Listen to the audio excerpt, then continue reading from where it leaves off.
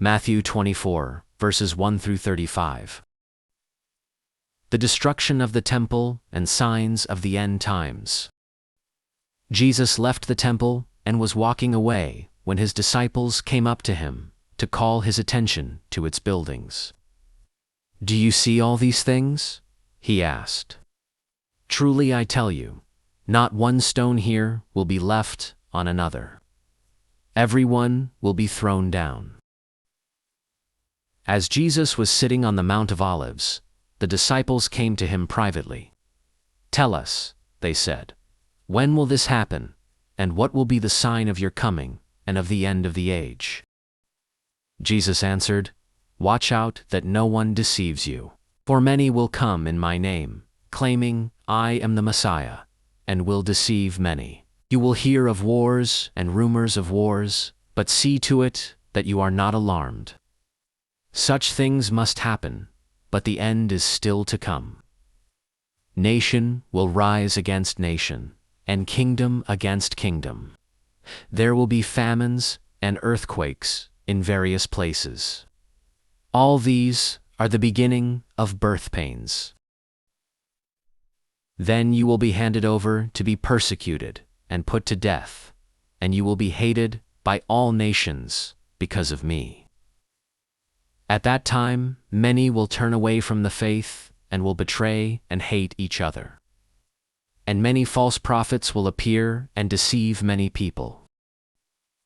Because of the increase of wickedness, the love of most will grow cold, but the one who stands firm to the end will be saved.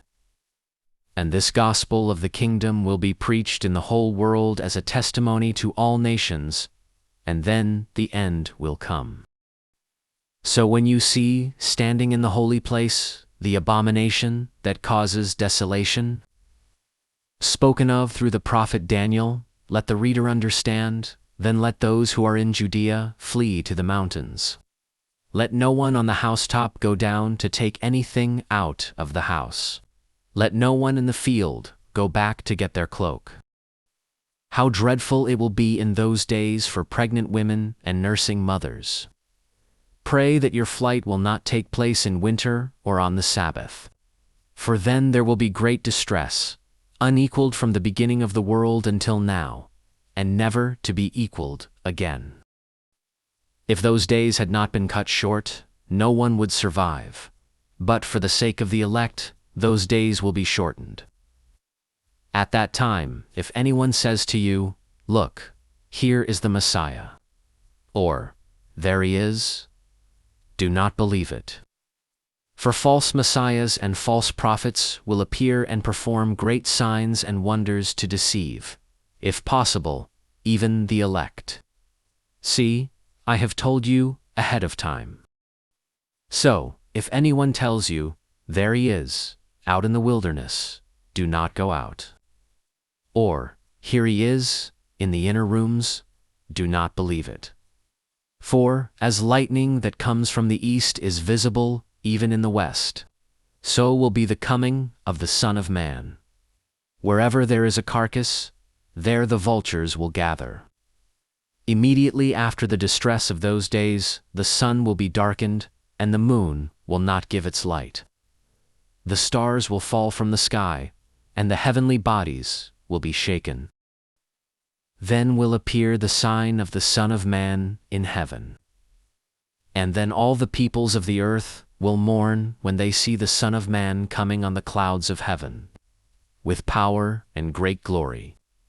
And he will send his angels with a loud trumpet call. And they will gather his elect from the four winds, from one end of the heavens to the other. Now learn this lesson from the fig tree.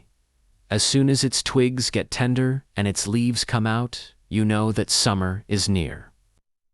Even so, when you see all these things, you know that it is near, right at the door. Truly, I tell you, this generation will certainly not pass away until all these things have happened. Heaven and earth will pass away, but my words will never pass away.